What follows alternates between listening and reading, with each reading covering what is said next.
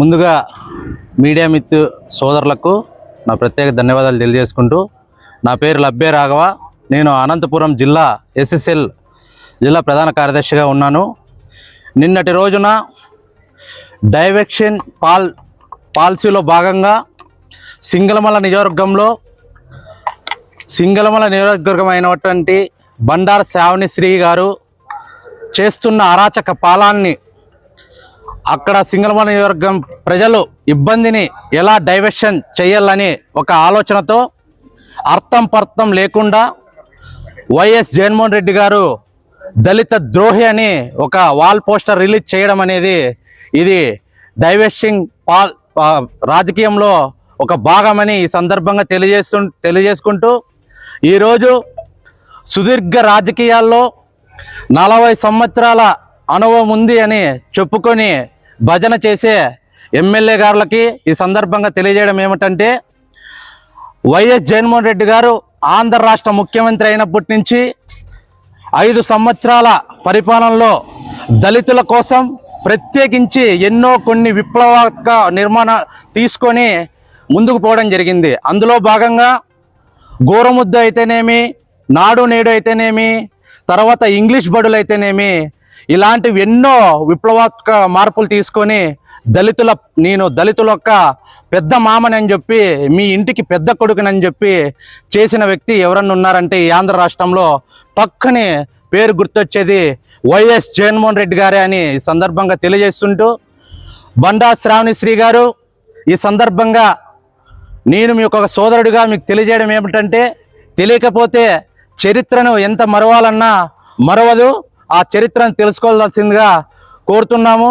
ఈరోజు కారంచెడు అనే ఒక గ్రామంలో 8 మంది నరమేధము సృష్టించి వాళ్ళు బలిదానం అయితే, ఈరోజు మీరు సింగళమల నియోజకవర్గంలో ఒక మహిళగా మీకు ఒక ఎస్సీ కేటగిరీ కింద మీరు ఎమ్మెల్యే అయినారనే విషయాన్ని గుర్తుపెట్టుకోండి.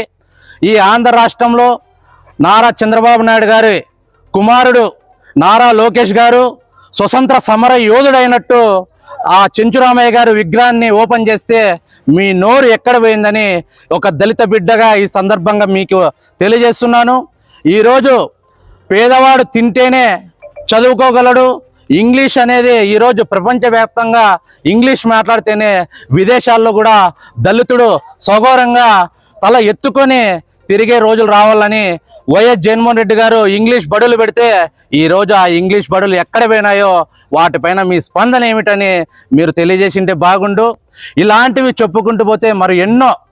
ఫస్ట్ మన రాయలసీమ ప్రాంతాల్లో ఒక భాష అయితే ఉంది, ఇండ్లు చక్కబెట్టినోడు ఊరును చక్కబెడతారా అనే విధంగా మన గ్రామీణ ప్రాంతాల్లో మాట్లాడుకుంటారు. సింగళమల నియోజకవర్గంలో దళితులు, బీసీలు, మైనార్టీలు, ఓసీలు ఇబ్బందులు ఎన్ని పడుతున్నారో మీ నుంచి, వాటిపైన మీరు మాట్లాడితే బాగుంటుంది మేడం. ఇలాంటి డైవర్షన్ పాలసీలో భాగంగా సంబంధం లేని వాల్ పోస్టర్ రిలీజ్ చేసుకుంటూ దళితుల ద్రోహి జగన్మోహన్ రెడ్డి అనుకుంటూ చెప్తే, మీరు చెప్పినంత మాత్రాన చరిత్ర మరవాలన్నా ఎవరు మరవలేరు.